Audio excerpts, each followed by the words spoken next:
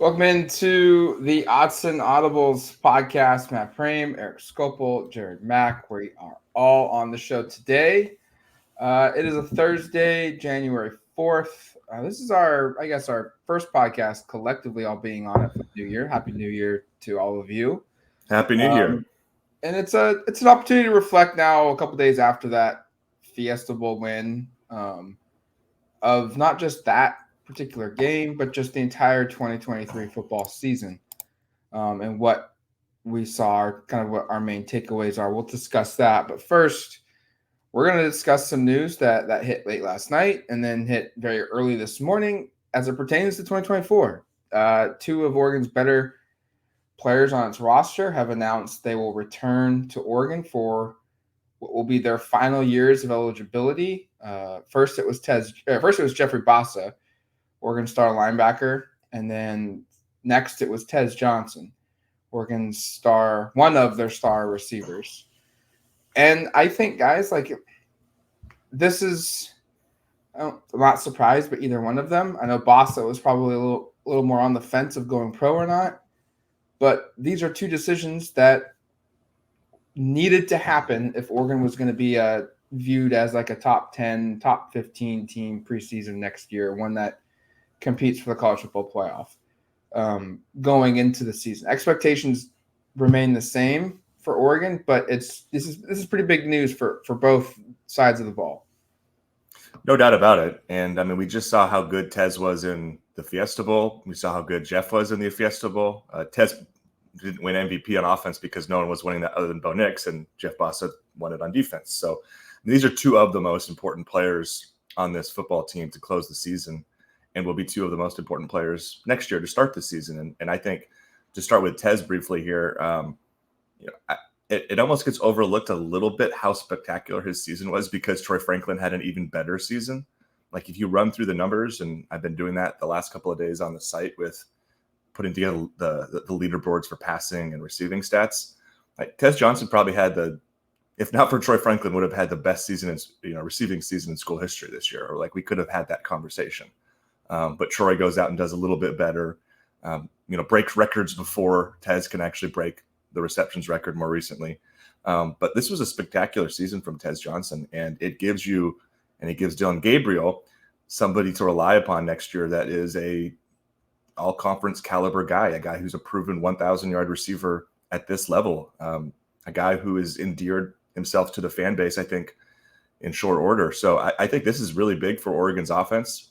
I think obviously there's still need to identify, who your premier outside receivers are. I thought both Trayshawn and Gary had some nice moments, and you say, hey, one of those guys could probably start at one of those spots, but that X receiver, which in a lot of these offenses is the primary target, they still need to figure that part out, whether that's a guy on the roster currently or more likely someone they have to find in the portal. That's kind of a decision down the line, but this at least sets you up and you say, hey, you've got your premier slot receiver back and somebody who can be extremely productive in 24. So I'll let Jared talk defense since that's more his side of the ball, but I think the Tez thing was huge and obviously really big for this offense going forward.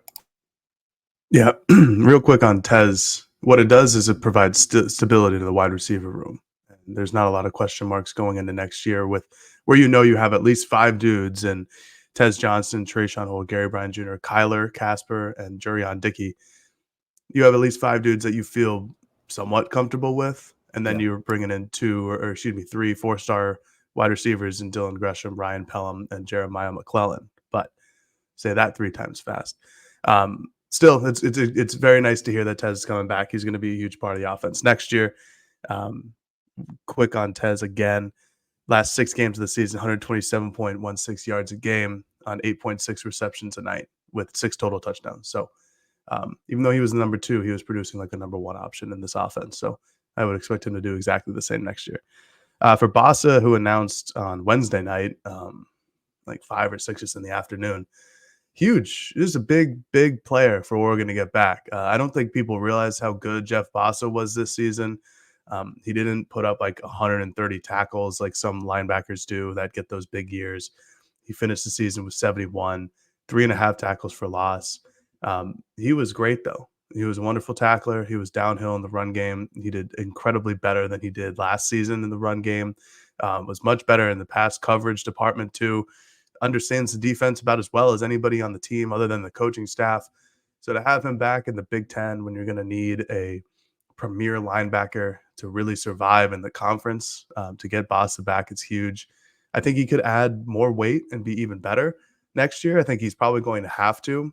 He added 20 pounds this past offseason, moving to the Big Ten where there's some big boys there like Michigan that we're all going to see in the championship game.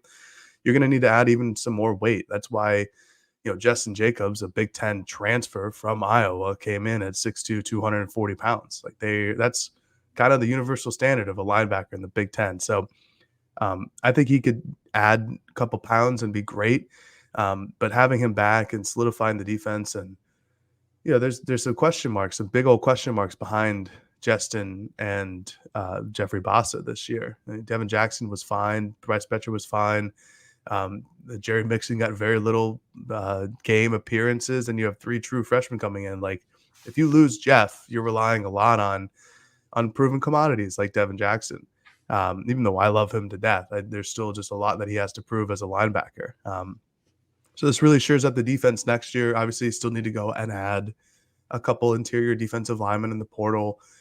Maybe look on the perimeter and a cornerback unless you feel really good about one of the corners who are doing really well at the All-American games. But at linebacker, that's probably your deepest position as of right now that you feel the most comfortable about. And which is weird to say, considering 2 years ago or 2021 with all the injuries that they had and the complete lack of depth there. But here we are, just 2 years later. The Jamal Hill departure combined with a Jeffrey Bassa departure would have been pretty bad. Because you lose your number one linebacker and then you lose your number one reserve, to Jared's point. Like, if one of those two guys got hurt next season, like, there's not a lot of depth that's proven there. So getting Bassa back is pretty big. We'd heard that, internally Oregon felt like Bassa was probably a better draft pick than some mock drafts or projections have been listing him as. And so this is a big win. And Dan Lanning was very complimentary of Bassa and just his football IQ, the ability to get him, to get the entire defense kind of lined up. He's their field general. And you're going to be going into a new conference where you're playing new opponents in new venues, and you needed your general on the field, and that's what they're getting with Bassa. I think they have this, even with his return, though. I think they need to go find some kind of portal addition here to replace Jamal Hill's departure. I don't know if Devin Jackson, I don't know if Betcher, I don't know if Mixon or any of the incoming guys are going to be able to replicate that, maybe. But I think if they can find the room in it, it might be smart to go and replace, add another portal guy, like a 1-year rental guy. But these are 2 big additions, and we're waiting on a couple more. I think it's safe to say, like, guys like a Johnny Cornelius, Jordan Birch, Terrence Ferguson. For some reason, I'm forgetting the last one on top of my head. That could make for that you listed. Yeah. I'm trying. I actually can't think of who your 4th one was either, to be honest with you. That's super weird. Anyways, there's still more that could decide here, and they've got. Oh, Justin Jacobs was the other one. We think he's back, but he told Jared what do you say? He's still unsure. He's still figuring things out. Yeah, he's still weighing his options, which is the answer I got from everybody I asked. So yes, but I would expect to hear from all these guys in the upcoming days because January 15th is the deadline. Yep. There's like a soft deadline, which is tomorrow, I believe, the 5th. And I don't think it's a coincidence that Bassa announced last night, and then 10 hours later, Tez Johnson announces his decision. So I'd expect to hear from most of these guys in the next 48 hours. Yeah, it wouldn't surprise me if they all come back, which I don't think is going to be the case. But if they all come back, it wouldn't surprise me, or a majority of them come back, that they kind of string this out like every 12 hours. Someone announces, I'm back, just to kind of keep the positive momentum going. All right. Do we want to shift now into some 2023 talk and some just reflection on the season? I think that's a natural. Yeah. Go ahead. No, I was just going to say, let's do that. I think Okay. that's a great place to go. There's a lot to start here because like we could go big picture team wise, we could go individual, we can go one side of the football. I think for me, my first takeaway will be from a big picture standpoint of I know the quality of the opponent wasn't very good in the Fiesta Bowl, but to win a New Year's Six bowl game, to win your 12th game of the season, I think this year kind of cements itself as not the greatest, not even the top third or top half of the six that have won 12 or more games, but they reached an echelon that few have ever gotten before, and I think that should qualify as this year being one of the best seasons in college football in Oregon football history at the FBS level. And this team should go down as one of the greatest, not the greatest, not the second greatest, but this team's got a bunch of NFL talent. And the only team that they lost to was a squad that I think is going to win the national championship, and they lost by 3 points both times. They were right there until the very end both times. And it's going to go down as one of the better seasons in college football. I think it helps cement Oregon kind of continuing to trend up under Dan Lanning. It gives a lot of validation to Dan Lanning. And it gives a lot of validation to some of these individual guys of what they were able to accomplish during their time at Oregon. Yeah, and that kind of ties right into where I was going to go. But, just first before I get there, go quite where I'm going, this season reminds me so much of 2012, which I think is kind of largely seen by the fan base as maybe the most talented team Oregon has ever had, but one that, again, didn't reach its goals of winning the conference, playing for anything beyond that. A team that if you go back and look at it, you're like, oh my gosh, there were so many big-time NFL players or big-time college players that were on it, and yet they didn't end up winning the conference, and yet, there was just so much left on the table. I think that's sort of the way I'm going to look back at this team. But the kind of what it does tie in for me is what Matt sort of ended his with, which is, having watched the four teams that were playing for this, on Monday shortly after Oregon won the Fiesta Bowl, and kind of to Matt's point, seeing how close Oregon was with Washington, which is one of the finalists. This is probably the first time in several years, probably more than several, that I've actually watched the college football playoff semifinals and felt like Oregon could hang with all those teams and probably beat a couple of them.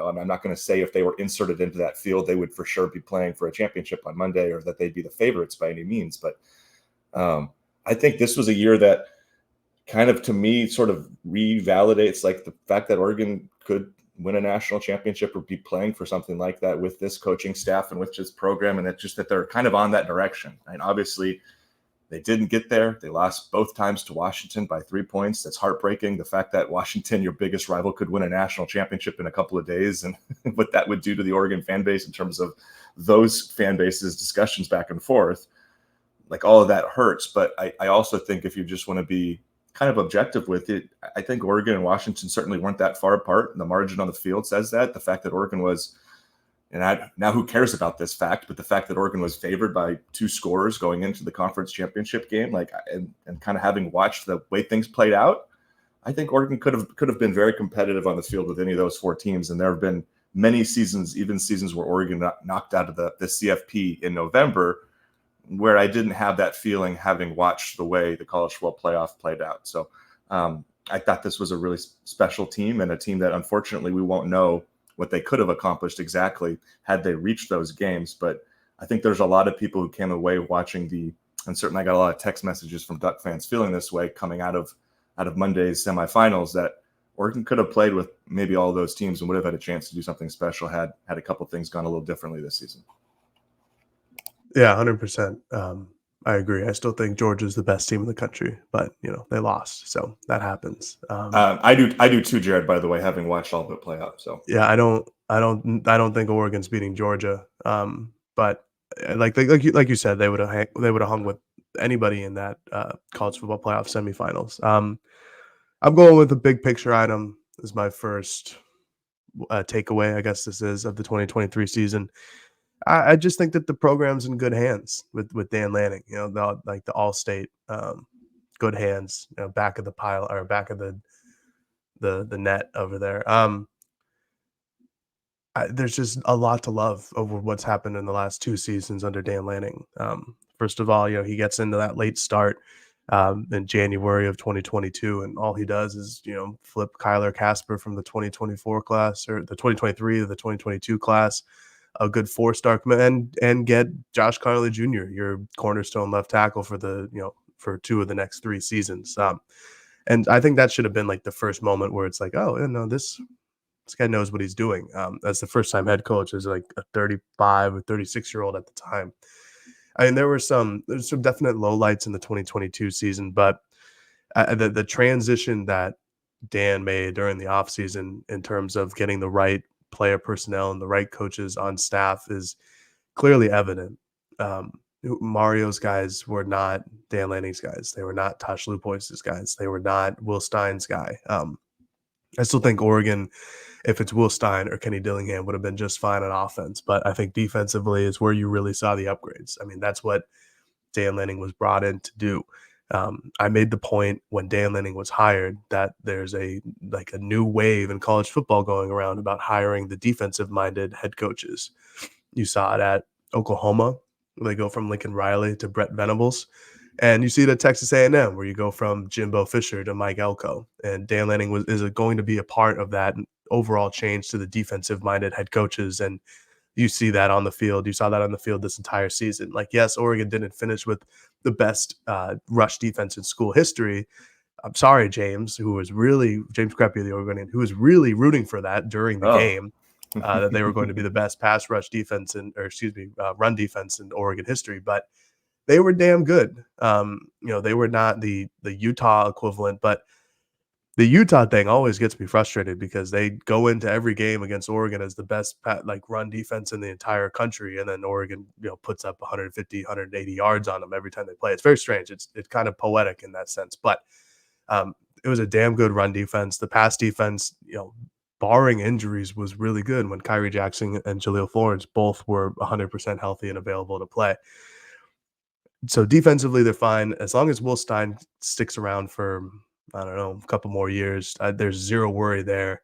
The recruiting on top of it all is just basically like a cherry on top of your ice cream sundae. Like, they are dominating in the recruiting world. And, that obviously has something to do with the NIL money that they get from some guy up in Portland or wherever he lives. But so does everybody else. This is not a surprise thing. Like, for as much as begrudging as fans are of other teams who just say, oh, this is NIL money that this kid is going there. It's like, excuse my French, but yeah, no shit.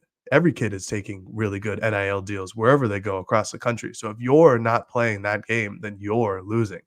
And if your program is not playing that game, then guess what? You're not going to get those big old recruits. And it's the Simpsons meme that I have where it's like, if a kid comes to my school as a fan, it's like they love our tradition and they don't like our rival. And if they go to my rival's school, it's because they took NIL money. It's like, no, that's not how it works. So Oregon is dominating on all fronts there too. And you have to feel good about just the trajectory of continuing the recruiting success. It was going up from Mario. It's now going at an even higher level, which I didn't really think was possible under Dan and company. And on the field, they just got to continue to win. Even though they lost to Washington twice this year, 12-2 season is pretty damn good. I get that it's a rival. I don't like that this season could be seen as a disappointment or a failure because they lost to their rival. I think that's silly. A 12-win team is really good. They're going to be a top 7, top 6 team in the final AP poll or the final college football playoff polls. That's really good. And I'm sorry that Washington might win the national championship, but guess what? This is a top 6 season in Oregon history, and we're all disappointed by it. So, like, if they had lost twice to Arizona, would that be any better? Would it really be any better to lose twice to Arizona in a year? No disrespect, Arizona. You know how I love Jed Fish. But that's my takeaway. Good hands, all state. I don't know if this is like a positive from a big picture standpoint, or just from this year, this now takeaway? It's probably both, but I was really impressed with the development of a lot of guys on both sides of the football in 2023. And I remember when Lanning was hired and the staff was announced and it was all finalized in year one. And we talked about it, and it was certainly talked about on the message boards, online, among Duck fans everywhere, was, wow, look how young this staff is. Look how, they've only got so many old guys or experienced coaches. Like, are they going to be able to develop these players? Are they going to be able to make game plans? Are they ready for this big of a stage with this many, I hate the unexperienced coaches. They weren't unexperienced, but at this level they were. And you flash forward to 2 seasons in now, and I just think about, like, how impressed were we with Bo Nix in 2022 and the improvements that he made in 1 year with Oregon, and then compare that to what he was like this season. Like, it's absolutely insane. I mean, he threw for 1,000 more yards than he did last season with 1 extra game, and he completed almost 7% or 6% more of his passes. That blows my mind. That's the one that really jumps out. That's crazy to make that improvement when he was already like leading the country in that category. Yeah. And his touchdowns went from 29 to 45. And it wasn't like his attempts took this massive jump. It was like 61 more attempts. Like, that's over a course of a season. That's not a ton. His quarterback rating went up, but it's not just Bo Nix. I mean, Jeffrey Bassa, like, think about where he was when Oregon's new staff arrived, and then where he was last season to now where he ends this year, where it's like he had an NFL decision to make, a legitimate NFL decision to make. Brandon Dorles's ability to improve in his 5th season, Jordan Birch when he got here, and putting forth the consistency that he lacked at South Carolina. I think of cornerback Demetrius Martin taking Christian Gonzalez year 1 and then losing him, and then just sliding in Kyrie Jackson and turning him into an NFL player. I think this staff, from a short-term perspective, did an unbelievable job of developing its current players into, across the board, a lot of guys that you can point to and say, like, he has significantly gotten better with better coaching. And then I guess the second half of this is that projects really well long term for where Oregon is going. And there's always going to be adjustments. There's always going to be, maybe they take a small step back until they, get new guys into the groove, like the transition from Nix to Gabriel, or Tez taking on Troy Franklin's number 1 role, or whoever fills in for Kyrie Jackson. There might be some bumps in the road the first couple games of the season, but like, I think after 2 seasons, you can sit here and say, like, yeah, those losses are going to hurt, but Oregon's going to be fine. Like, you trust the staff to find the pieces, to develop the pieces, and over the course of a season, the names will change, but the production will still be the same for this program on both sides of the football right now. It's a really good one, Matt. And just 2 more names to build off there. Like, I think Jackson Powers Johnson as a first-year starter at center, being the Remington Award winner, that's extremely impressive. You don't see that happen very often. It'd be interesting to look through the past Remington Award winners and see how many were first-year starters.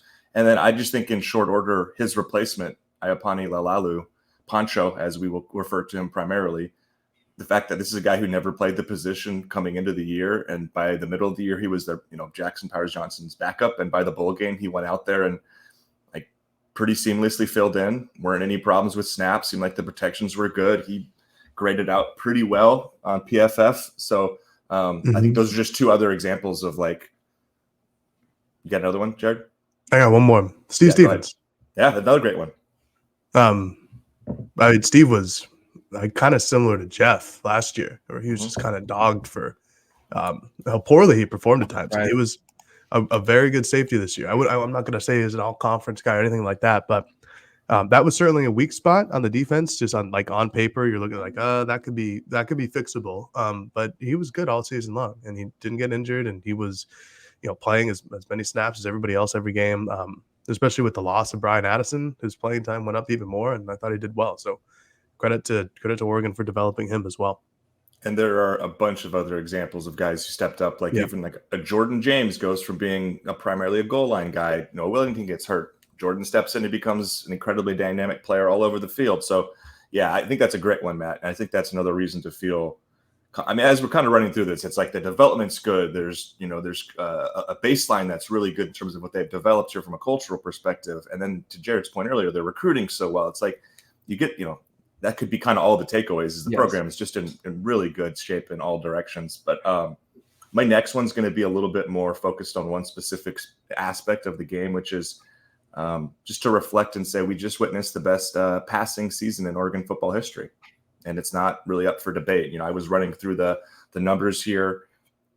Bo Nix just had the best individual passing season in school history. I'm not going to say it's the best quarterback season because Marcus Mariota won a Heisman Trophy.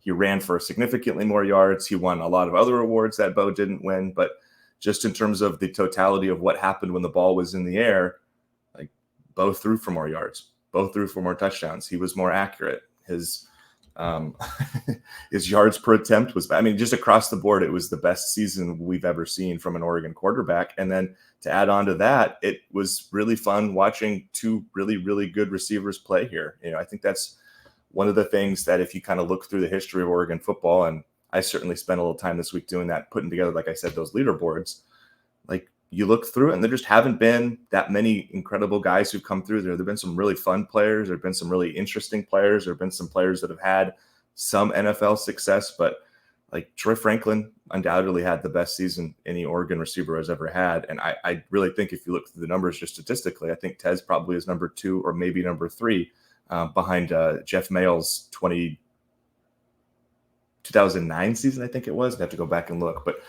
either way, it's one of the top. Those are 2 of the best 3 or 4 seasons the receivers have ever had, and it happened together. And I think it also speaks to just one other part, which is we and I know maybe it'll change with personnel, but we've kind of got a real feel for what Will Stein's personality is as a play caller and kind of what he wants this offense to look like. And I think it's possible we look up in the next several years here, and Oregon is, I don't want to say a quarterback receiver factory, but I think there's a lot of optimism that Oregon's going to put significant guys into the NFL from these position groups. When you look at Dante Moore, I don't know what Dylan Gabriel's NFL future really is, but the receivers they're bringing in right now, I agree, Jared. Gabriel's just too short probably to think he's going to be anything. And old. Yeah, and old. Get a job. I think I saw he enters the year 8th all time on the NCAA passing list already. Like he has a chance to break that. Like, yeah, but he's also 5'11". But like regardless, I think this is just a shift because the counter to the point I made earlier, where you looked through the leaderboards and there were not a lot of big time names. Well, if you look at the Oregon rushing leaderboards, you see all sorts of guys who went on to be great NFL players or guys who won Doak Walker awards and those sorts of things. Not that there's a transition away from Oregon being a running school to being a passing school, but for the first time in a long time, you can legitimately look up and say, like, yeah, they were more successful when they threw the ball than when they ran the ball. And they were an incredible running team as well throughout the season. But it was just a different offense, and an offense, obviously, that was extremely successful. And you could probably make the case that this was in the top 2 or 3 best offenses Oregon has had before. And again, in a very different way in terms of how they approached moving the ball and scoring the football. Yeah, I had exactly the same takeaway this year. Like in my best Jimmy Johnson voice, it's like, how about that offense? It's really nice to watch an offense that works for the second time in like 5 years now.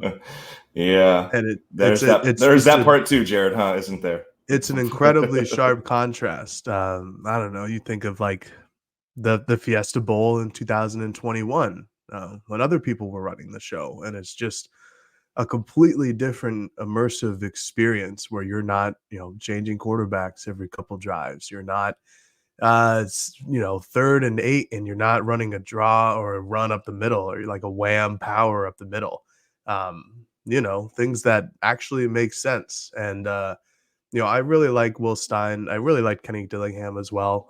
I think I like Stein's offense a little bit more. He's a little more tame than Kenny Dillingham. And I appreciate the wildness of Kenny Dillingham because he did not give a damn about anything and would call anything and do anything if he thought that it would make the play. And I love that too. But, Stein dialed back the trick plays. Obviously, they had the one in the Fiesta Bowl, but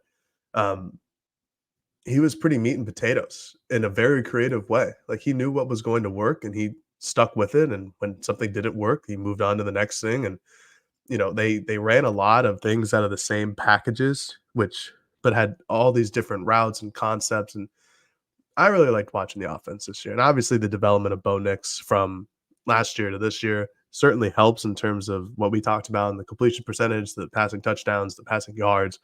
That's on Bo, that's on Will Stein and the development there. And the other thing, just on the offensive perspective, is shout out to Dan Lanning for making 2 home run hires as a 35, 36-year-old head coach. I think whatever he is now, 37 or whatever. He's a defensive guy. When he makes a good defensive hire, it's like, yeah, no duh. This is what he should do. But Kenny Dillingham was more proven than Will Stein and maybe a little bit easier of a pick. Offensive coordinator at Florida State and Auburn, like real big schools. But none of us had Will Stein on our bingo cards. He was a one-season offensive coordinator. The year before that, I think he was co-offensive coordinator, if my memory serves me correct. He's that same age group. He's that mid-30s Southern guy, and boy, was that a good hire. And I'm very excited to see what he does with Dylan Gabriel next year and Dante Moore down the road, because the other thing is Oregon has like a quarterback coach that really cares about the development of his quarterbacks, which hasn't been the case in a couple of the years previous. And the growth from guys like Ty Thompson. I know Ty is now going to go visit Iowa, so sorry, bud, but even his growth this year, we've talked about it. There's a reason we had conversations on this podcast of, would you be comfortable with Ty Thompson taking the job in 2024? It's because we saw his development just in general. And that's a true testament to what Dillingham did the year before, and especially what Will Stein has done this season and making the offense easy to read and giving these guys opportunities to make these plays. So I really enjoyed watching this offense. I hope Will Stein sticks around. I know he won't, because no one's going to do that, because he's too damn talented to just sit here as an offensive coordinator for the next 3 or 4 or 5 seasons. Someone is going to hire him, and it's going to be a sad day when he leaves. But like I said, you kind of have to feel good about whoever Dan's going to pick and choose as his next OC, the next time around, because he's done a good job so far. You're right about Stein. Like it's a ticking time bomb. It's inevitable. It's the same with it would have been the same with Dillingham. Yes. Even if Arizona State had kept Herm for whatever reason, Lord knows. But if that ASU job wasn't open, maybe he'd stick around for this past season. But he's going. He's a young 30-something-year-old offensive coordinator who leads one of the best offenses in the country. It's the same as Dan on the flip side at Georgia. Yeah. He was going to leave.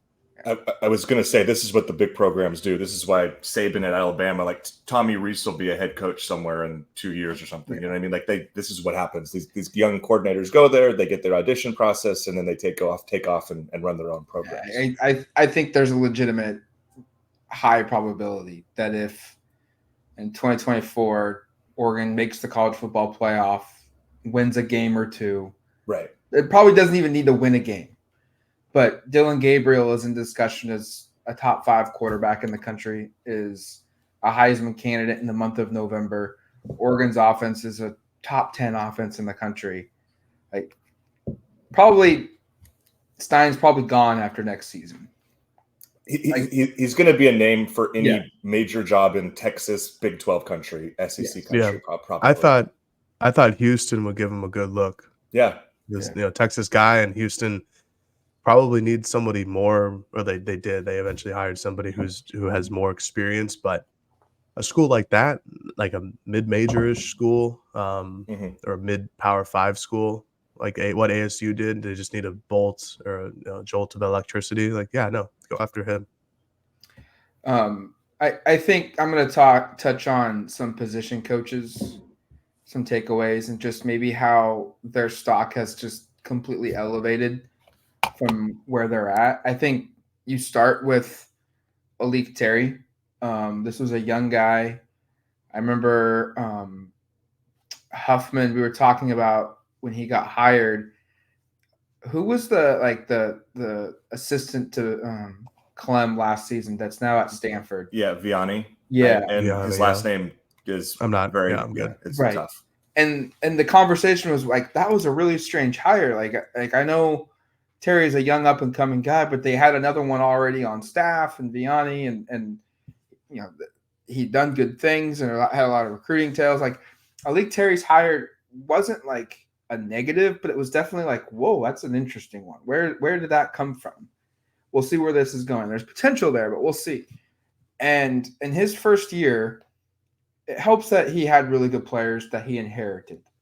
But I think you have to credit him for some of the development of Jackson Powers Johnson. Like you said, Eric, his 1 year of a starter was the best center in college football. I think Josh Connerly took a jump from year 1 to year 2. Johnny Cornelius took a jump going from a lower level of football to the highest level of football. Stephen Jones was really good. Marcus Harper continued to be really good. The development of Poncho in his first season. I think you look at Alik Terry, and he now has some bullets in the chamber to use on the recruiting trail. My unit was a Joe Moore Award finalist. I have a Remington Award winner. I've got probably a draft pick on my team, and two on my team, in Stephen Jones and Jackson Powers Johnson. I've got a couple more probably coming down the pipe in Connerly and Cornelius. And then I've got some young dudes that are going to move into the lineup here and produce. I think Demetrius Martin is a coach. Think about the run he's about to go on here. He developed a first-round draft pick in Christian Gonzalez. He's going to develop a whatever number you want to throw out there on Kyrie Jackson.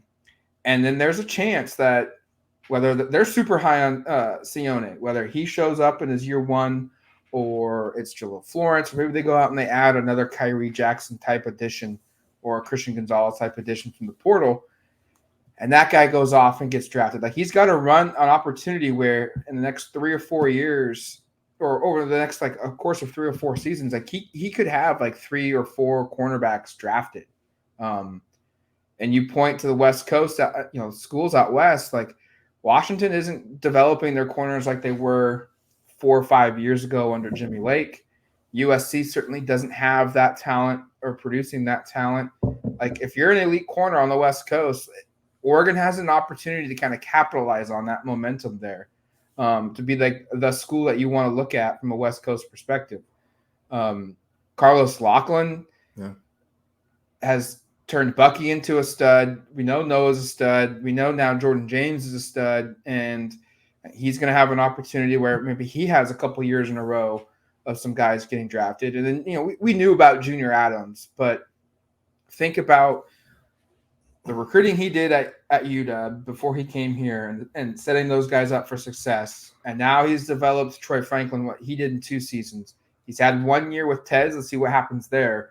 But from a long-term perspective, like look at you got to have some excitement for Jurion Dickey. You got to have some excitement for the 3-4 stars coming in this coming season. Like I think Oregon's got some opportunities here where they could come out and say like, we're either the school on the West Coast or our production is just as good or just slightly a little behind of what the top dog on the West Coast is. And you factor that in with the recruiting machine that Oregon has, like it's only going to get better from Oregon. And I think this probably like is a second one. I'm just going to attach it in. Like I generally feel like it's a real probability under Dan Lanning that this team's going to get to the college football playoff. This team's going to find its way to win a national championship. And under Mario, you kind of felt like that was maybe going to happen, but you felt like, okay, Alabama's going to have to be down or Georgia's going to have a down year. Like they're not there yet, but the way Oregon's recruiting is, to what Jared said, it's even better than where Mario was at. But the big one for me is the player development combined with better recruiting is what's going to be what carries Oregon into getting into that playoff, getting into that semifinal, getting into that final. And if they do win it, like, it's so hard to get there, but I'm not going to predict they're going to win it. But like, the confidence is greater than it's probably ever been since Marcus Mariota was on the roster, that this team will get back to that level and have a chance to win it all. Yeah, and that was, I mean, that was one of my first ones. That was like kind of the broad base point I had too, Matt. And I think, I don't know, Jared, you probably sort of agree in terms of Oregon. This is about as well-positioned Oregon has had, or been, I should say, to compete for something special since you've been doing this, certainly, I would think, right? Like, oh, yeah, since I've been doing this for sure. I think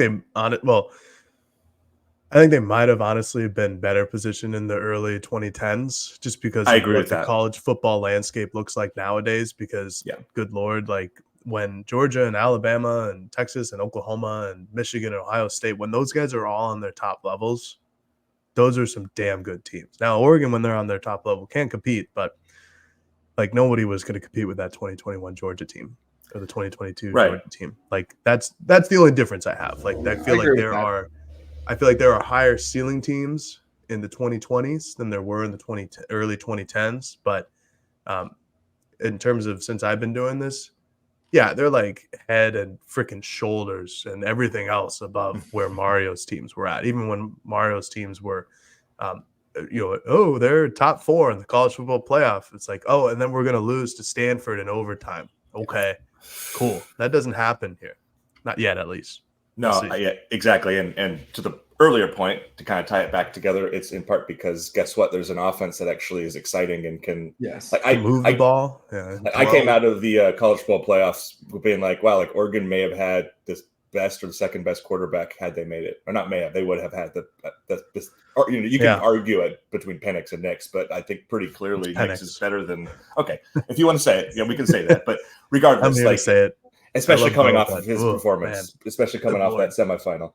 But let's stick with Bo, because my last one here was that I think what Bo was able to do in 2 years as a transfer portal quarterback is already paying dividends with Oregon in the portal. We saw what just took place with Dylan Gabriel and Dante Moore committing to Oregon. I think that's notable, especially when you look around and go like, who's going to be Ohio State's quarterback? Because whoever it's going to be isn't going to be somebody as highly regarded as what Oregon just put together. And Ohio State would absolutely trade Oregon's quarterback situation for their own in a heartbeat right now if they could. And I just think, there's several things that play here in terms of Oregon in the portal. I think it's been pretty well reported that they are very competitive financially in terms of what else is out there. I think, and we've heard that as well. And I think obviously you see that with the results of what they've been able to do. But I do think that and we talked about the quarterback development, but just with Bo in particular, this is one of those like kind of almost like when DeAnthony Thomas was at Oregon and there was so much excitement and you heard it in every single recruitment from kids from SoCal you still hear it for a decade plus of, oh, he was my favorite player growing up. That was awesome. It's obviously not quite the same thing, but I do think Bo Nix in his 2 years at Oregon and being that portal guy and coming in and having the highs he had is really going to pay dividends for a moment here. In terms of what they're able to do at the quarterback position in the portal. And that is an incredible gift because like my point earlier was, and I know Ohio State, there's several reasons behind it, like Oregon could have the best quarterback room in the Big Ten immediately. And that wasn't a situation I expected they would find themselves in. And of course, we'll have to see how Dylan Gabriel fits. It would be great if, you had a guy who had already been in the program for a year entering the Big Ten. But in terms of how this has played out, this is about as good of a situation you could expect to be in the post-Bo Nix years. And Bo deserves a lot of credit for that, as does Will Stein, as did Kenny Dillingham for the development. But I just think at quarterback, at the most important position, I think Oregon's in a really good spot coming out of this season. I think that should be something you're really excited about going forward because there are no sure things in this sport at that position right now. And Oregon has about as good of a situation as anybody. It's a really damn good situation. And your point about the Ohio State QB room, Howard of Kansas State's visiting there, and Will Howard, I think his first name is, and he's a good quarterback. Don't get me wrong, but that's a much scarier team if it's Cam Ward who elected to go to the NFL, or that's a much scarier team if it's just Dylan Gabriel, who's a good quarterback who has a lot of experience in big games and playing in Power 5 level and all that good stuff at Oklahoma. But certainly, I mean, especially if JJ McCarthy leaves, which I don't expect he will, but if he does leave, like, then Oregon's quarterback room, I mean, just Dylan Gabriel in general is probably the best starter in the Big Ten. Clifford at Penn State's pretty good. I like him some bit. Or no, not Clifford. God, dude, Drew Aller at Penn Aller. State's Yeah, I pretty was going good. to say, yeah, Clifford Clifford was the was old like guy. last year or 2 Yeah. years ago. I don't know. He's the old guy. I'm surprised I didn't see. I didn't say Trace McSorley, but Aller's. It's just going to be a defensive conference, which leads me to my next point, my final takeaway. But I mean, man, this defense is a lot of fun to just watch, to learn from, to see it all kind of culminate and come together once Oregon got all the guys that they wanted. Because that was the clear differential. I mean, all offseason, I was saying that this is like all these guys who are leaving and during the transfer portal period last year, like this is more or less like Dan saying, like, we don't want you here anymore, which may sound really mean, but they need the guys that they need for their defense, for their offense. And now that they have the players for their defense, like getting Jeffrey Bassa up to weight, a guy like Jordan Birch, more development from Casey Rogers and Taki Taimani, and they get Popo back and they bring in Mateo, Blake Purchase, Tatum Tuioti. They bring in all these guys like Tyshim Johnson too, Evan Williams at safety, not Bennett Williams. Like, you see where the defense can be, and they were really good this year. But I still feel like there's another step in the ladder, another rung in the ladder that they could take in improving their pass rush on certain instances. Like Birch was really good all season long, but once he was injured in the Pac-12 championship game, they didn't really have a backup there as a pure like rusher. Like Purchase and Mateo and Tatum could try, but they're all like 18, 19 years old. It's really hard to say, hey, we need you to be as good as that, third or fourth year junior or senior over there who just got hurt. Those are spots where they've now recruited really well over the last 2 seasons. Guys like the ones I mentioned, and then Elijah Rushing, Jackson Jones. Like now they are developing that depth, that talent, that depth that they need, and the players that really fit well into this 4-2-5 defense. I mean, the most fun thing they did all season was these delayed blitzes, these simulated pressure blitzes that I've talked about on this podcast before. And they didn't do that last year. And now they have the personnel. Now they have the personnel even more. They have Jeff Bassa coming back, like we talked about at the beginning of this podcast, who now understands the defense even more, which is kind of inconceivable, but it's going to happen. And you look at all the guys that they're recruiting on the defensive side of the ball, they're all track guys. Every last one of them. Even the big boys are track guys, usually not in the sprints or anything like that, but they're all track boys. Like their entire running back room is like under 11-second 100-meter dashes. And Braden Platt's over that, but guess what? He was a running back in high school, and a damn good one too, where it was almost like, hey, do you want to play running back in college or you want to play linebacker in college? Because either or, someone will have a spot for you. So these guys are all big, they're all strong, they're athletic, they're long, and they're fast. And those should be the unanimous, synonymous terms for this Oregon defense moving forward. And I am very excited to see some of these guys as true freshmen come to campus. I think they're much different than what we've seen in years past in terms of just pure talent level coming in as a true freshman. Like Oregon has had some top guys come in, like a Kayvon Thibodeau, guys like that who are boom, like that's a special guy. But I think year after year after year now, they're going to get a lot of those special guys and even some underrated special guys like Ife Obadegwu, who's my guy. I talked about it on our signing day podcast. Like he showed out this week at the Under Armour All-American game, whatever All-American game it was. Named the biggest riser by 24/7 Sports, had a pick six in the Under Armour All-American game yesterday. Guys like that who are good players, like 4-star recruits, like top 150, but guys who are a little underrated. I think that's what Dan and his staff have done really well. Guys like Blake Purchase last year who are underrated in the grand scheme of things as day one contributors. But I think the defenses can only get better from here on out as long as they continue to add positions of need like safety, like interior defensive line for this next season. I think they can just get better and better, even in the Big Ten.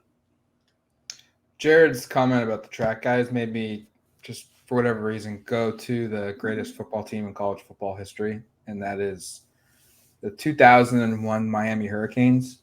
And Damn right. That team had so many guys that were elite track speed that their track and field team was basically like their sprinters were basically all football players. Like that's how fast they were. They did track basically to train for football, and they were that good. Can Oregon get to that level from a pure speed standpoint? No. But like we're starting to see it where there's multiple guys that are going to be able to compete for Oregon's track team. Now it helps that, Oregon's more of a long distance school historically. I know recently they've not been, but besides the point. I had one more question for you guys. And this is a debate kind of takeaway. Did we just witness the best quarterback, running back, wide receiver combo in school history? Because it's up there. I think it's in the discussion. Bo is not better than Marcus Mariota. Bucky, from a statistical standpoint, is not better than LaMichael James. I think Troy is better than any receiver that's come through Oregon before him. But I don't know if you can argue, like, the three of them together the sum of their parts might be better than any of the other parts the other groups had. Like Marcus in 2014, no one will come close to him from a quarterback perspective, but Royce was pretty darn good, but I don't know if football was different back then. You gave the bell cow all the carries in the game, and Oregon didn't do that with Bucky. What would his stats have been this season if he averaged 18, 24 carries a game like Royce Freeman did? And I certainly think Troy is significantly better than Byron Marshall was the 1,000-yard receiver that season. They also had Darren Carrington on that team. I think Troy's better than both those guys. The 2010 team had Darren Thomas at QB. I think Bo's better than Darren Thomas. Yeah. Had LaMichael. Also had Jeff Mayo, but I think Troy is better than Jeff Mayo. I think we might have a case to say we just witnessed the best kind of trio at those three positions in school history. I think the answer is yes. And if you wanted to expand it to a quartet with the second receiver, it's a pretty easy answer because Oregon's definitely never had two receivers that good on one team, and two that complement each other so well. To the Marcus Bo thing, one thing I would say is, and again, I'm in the camp that Marcus is the best quarterback Oregon has ever had. In terms of just who ran their offense better, I think those guys are probably pretty even. I guess because like Oregon's offense was incredible, and Bo was so instrumental in every single moving piece of it. And maybe we're in prisoner of the moment territory here, but I lived and watched both of those teams, and like I think Marcus obviously won the Heisman, Bo didn't. Obviously, Marcus won the conference championship, Bo didn't. Obviously, Marcus played for bigger things at the end than Bo, but I don't think we're that far off from being like those were pretty comparable sort of seasons. And while I'll still give Marcus the leg up just because of all the things that the team accomplished and he accomplished individually surpassed what Bo was able to do, I do think we just should acknowledge like this was an incredible offensive season from Bo. And I do think that it's fair to at least have that conversation of like they're in the same ballpark without question. So, but yeah, and then to the rest of it, I guess another way of looking at it, like I'm pretty confident this trio of Bo, Bucky, and Troy will have better professional careers than probably any trio Oregon has ever had, just because, not to be too harsh on Marcus's career, but it hasn't gone great. And I think there's a chance Bo does better. LaMichael didn't have much of an NFL career, if we're being honest. Hit a moment. I think Bucky has a chance to to be something. I'm not sure if he'll ever be a 1,000-yard rusher, but I think he might have more longevity. And then Troy is just heads and shoulders above anybody else from a receiver perspective. And I actually do think he can be a pretty darn good NFL caliber receiver. So I think the answer to me is yes. And I'm not sure I think it's close-ish, but it's pretty resounding for me. I think it's close, but I agree with Eric. I think it's a yes. I think Marcus is probably head and shoulders above Knicks, and that's not me being mean to Knicks or anything like that. It's just the accolades, the differences. Like Won Bo Heisman. has, yeah, he won a Heisman. He won multiple conference championships, but specifically in the 2014 year, he did win a conference championship. Yep, exactly. This would be a different debate if Bo had done that. Yes. And taken them to the college football playoffs, because there'd be, well, can I ask a question though? Like, if hypothetically this plays out exactly as it does for Marcus, because I think if Oregon wins the conference championship game and Bo plays pretty well, I think he might win the Heisman. Yeah, I was just thinking that. So, like, if that had happened, I think we'd have a really fun debate to have on those two seasons being very even. They're very similar, or at least they were like kind of similar seasons in terms of like a rematch in the conference championship game against a team they lost to in the regular season, again on the road instead of at home, but very similar. And I was thinking that too, Eric. Like if Oregon had won the championship game, like Bo Nix heading into that game was the betting favorite, and not just like plus 200. He was like plus 125, like plus 150. Like he was pretty far and away like the guy who's supposed to win had they won that game. And then it would be a different conversation. But you give it to Marcus all day, Heisman winner, takes some conference championship, takes him to the NCAA title as well in that season. But I love Royce. He was a wonderful running back at Oregon. He was there the first 2 years. Yeah, 2 years of my college career there. Bucky's just better.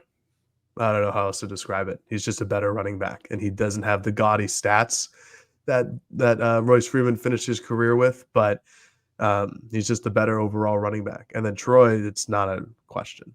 There's nobody who in Oregon history who comes remotely close, I think, to Troy Franklin and his natural God-given abilities as a wide receiver. And I think he can be, I don't know where he'll go, probably a first or a second round pick, but the fact that he could be a first or second round pick is pretty remarkable in terms of Oregon wide receiver history. My thing is, like, if we look back in 3 years and look at this offense in general, there's going to be a lot of draft picks on this team, especially from the offensive line too, because JPJ is going to get drafted. He's probably the number one center off the board, which is saying a lot because centers are not overly valuable in the NFL, which, it is what it is, but he could be like a day 2 pick. And that's a high. That's pretty damn high for a center for those who don't know.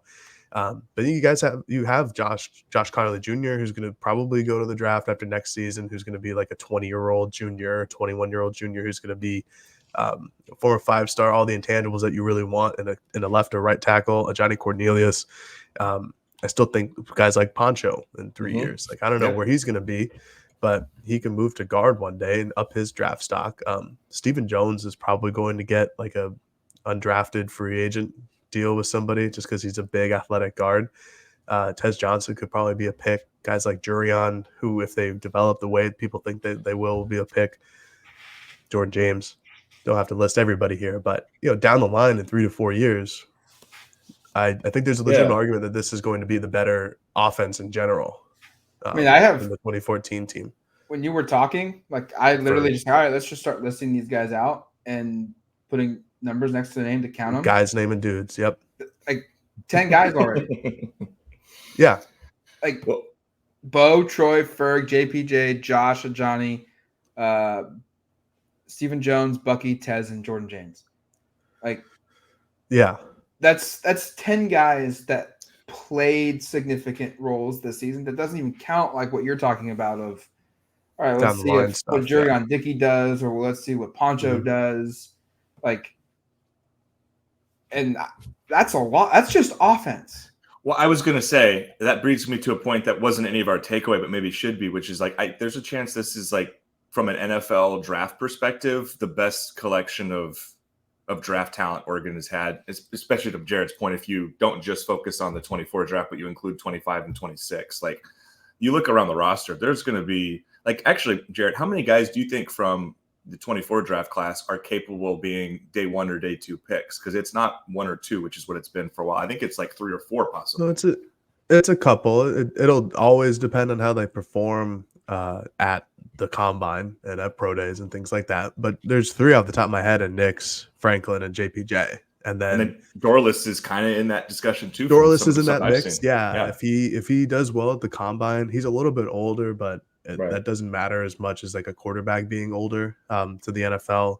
And then shoot, like if somebody really likes Kyrie Jackson, that was another name. No to a 6'3" corner with like near a 7-foot wingspan who runs well. Like, yeah, he's injury prone, but 30 pounds, put him on him, put his hand in the dirt, he'll be just fine.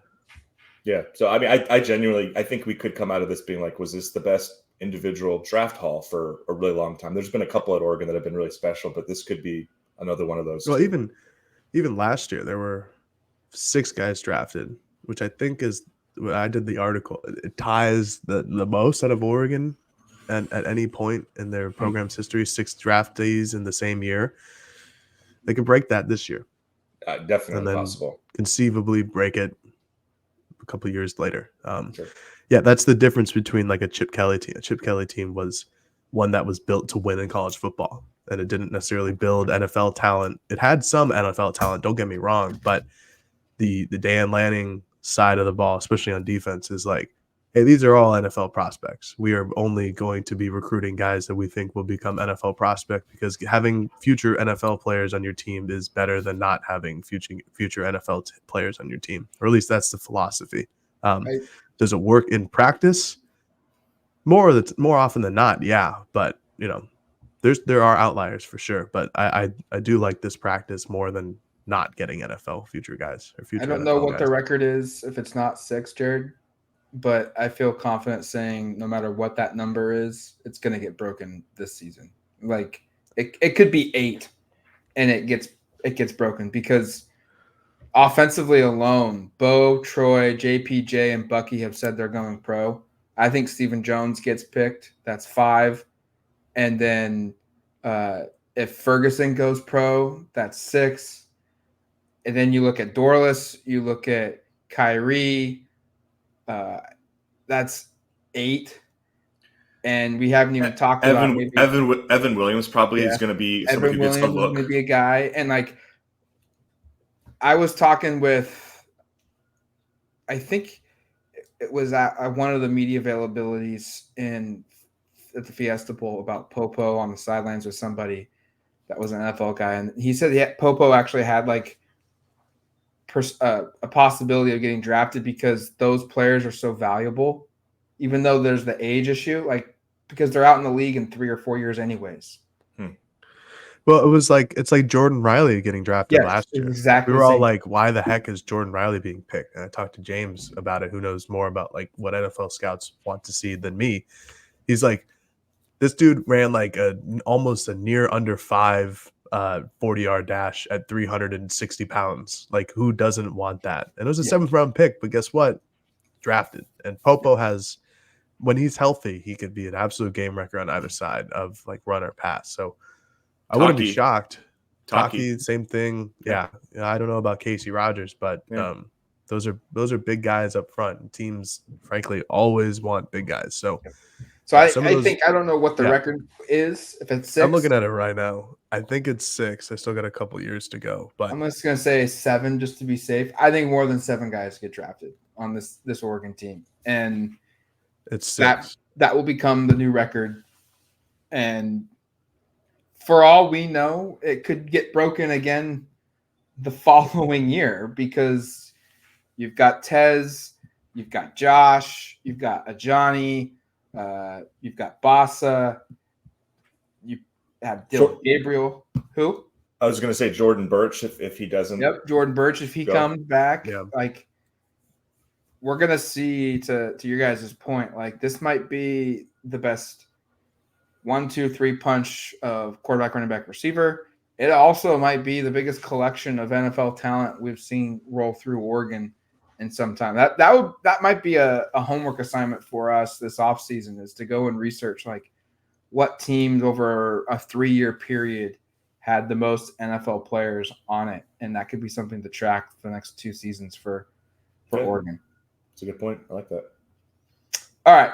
That's going to do it for us here on the Aughts and Audibles podcast. Thank you for listening to the show. We went over an hour, which is, I don't think what any of us were kind of expecting, but good conversations, good discussion points. And we'll be back next week with another edition of the Aughts and Audibles podcast. Talk to you later, folks. Peace.